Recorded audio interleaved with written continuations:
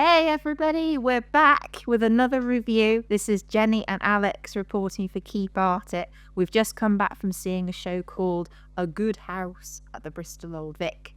Let's talk about that. So this is described as a thrilling and comedic new work about a couple who live in a quaint suburb who discover the limits of good neighbourliness and what is required to fit in. This piece is written by Amy Jeffter and directed by Nancy Medina. Let's talk about it, Alex. Yeah, okay. So, first off, it is very funny. I found myself laughing a lot.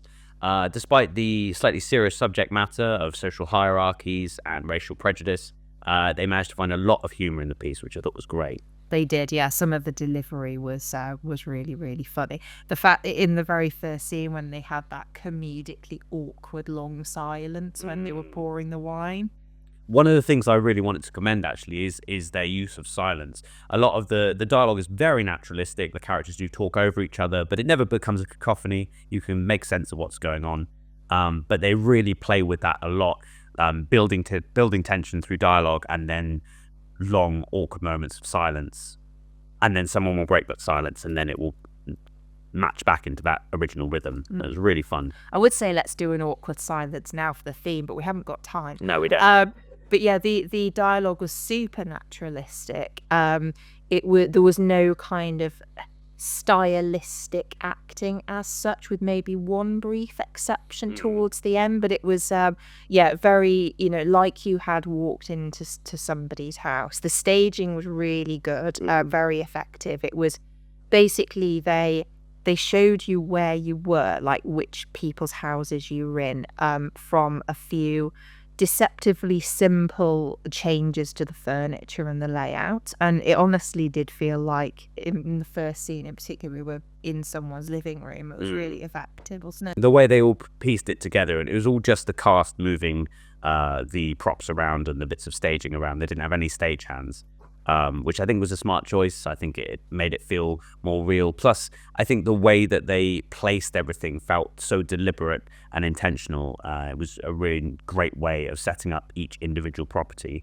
So there are 3 different couples within the piece, so 6 people overall, and you get to see inside each of their houses, I think, overall. Or did we see? Actually, maybe we didn't see one of the couples' houses.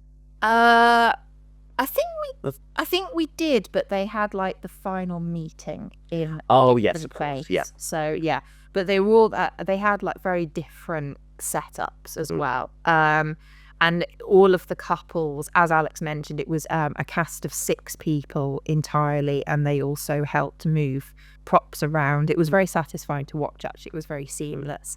And yeah, they all had very different personalities, and it was basically had themes of like who are you expected to be in certain living situations, basically, and that they're thrown into this whole moral and social dilemma issue arguments when basically a shack appears on the land next to this very bougie neighborhood, and it's basically a story about how like who is meant to be there. What does that even mean? What are the connotations And about? it was set in South Africa as well. Yeah, they were. I believe this might be wrong, but I believe at least the characters were all South African. I don't know if the actors are, but they all did good South African accents, though. I thoroughly enjoy that accent. I find it really pleasing to the ear. So that was really, really fun. I did notice that there was a accent coach credited in the program, which is why I think they might not actually be from there, but it was set there. Yeah. So yeah, to wrap up this review, let's talk about a few details. So the Telegraph has already described this as exhilarating and a joy to watch.